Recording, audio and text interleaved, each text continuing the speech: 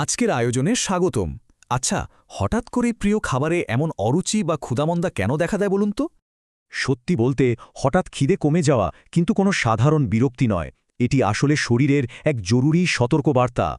দেখুন, এর পেছনের কারণগুলো বেশ অদ্ভুত। শারীরিক সংক্রমণ, মানসিক চাপ বা পুষ্টির অভাব, যে কোনো কিছুই অরুচি ডেকে আনতে পারে। এবার ভাবুন, গর্ভাবস্থায় খাবারে গন্ধ লাগা আর বাচ্চাদের খেতে না চাওয়ার পেছনের কারণগুলো কিন্তু একদমই আলাদা, তাই না? গর্ভাবস্থায় মাছ মাংসের তীব্র গন্ধ বমি ভাব আনে। তখন মুড়ি বা বিস্কুটের মতো গন্ধহীন হালকা খাবারই সবচেয়ে সেরা সমাধান। অন্যদিকে বাচ্চাদের অরুচির মূলে থাকে কোষ্ঠকাঠিন্য, পেটে কৃমি, জিঙ্কের অভাব কিংবা ওই যে মাত্রাতিরিক্ত মোবাইল আসক্তি। তাই বাচ্চাদের কখনোই জোর করে খাওয়ানো যাবে না, বরং স্ক্রিন সরিয়ে ওদের খেলাধুলায় মেতে উঠতে উৎসাহ দেওয়া জরুরি। এদিকে অসুস্থতা বা জ্বরের পর মুখ একেবারে তেতো হয়ে যায়, তখন কিচ্ছু খেতে ইচ্ছে করে না, একদম জঘন্য। মুখে স্বাদ ফেরাতে তেজপাতার গরম জলে কুলকুচি, দারুণ মশলাদার চিকেন স্যুপ আর টক জাতীয় ফল জাদুর মতো কাজ করে।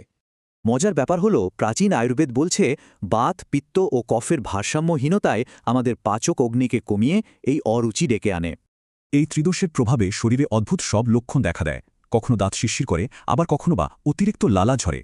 তবে একটা ব্যাপার পরিষ্কার, খাওয়ার মাঝে পানি পান করা বা দীর্ঘক্ষণ পেট খালি রাখার মতো বদভ্যাস ছাড়তেই হবে। আর হ্যাঁ, ফাস্টফুড বা চিপসকে একদম না বলুন। এগুলো পুষ্টি তো দেই না, উল্টো অযথাই পেট ভরিয়ে রাখে। তাহলে প্রাকৃতিকভাবে রুচি বাড়াবেন কিভাবে? আদার রস, পানিতে আমলকির গুঁড়ো, পুদিনা পাতা বা একটু লেবুর রসই যথেষ্ট। সাথে রাখুন দইয়ের মতো প্রোবায়োটিক, এগুলো উপকারী ব্যাকটেরিয়া ফেরায় আর এলাচ দারুচিনি পুরো হজম প্রক্রিয়াকে দারুণভাবে সচল করে। একদম মোক্ষম নিয়মটা হলো টানা পেট খালি রাখবেন না, বরং প্রতি ৩-৪ ঘন্টা পর পর অল্প করে পুষ্টিকর খাবার খান। তবে সাবধান, অরুচি যদি ৭ দিনের বেশি থাকে, সাথে অস্বাভাবিক ওজন কমে বা জ্বর আসে, অবশ্যই ডাক্তারের কাছে ছুটুন।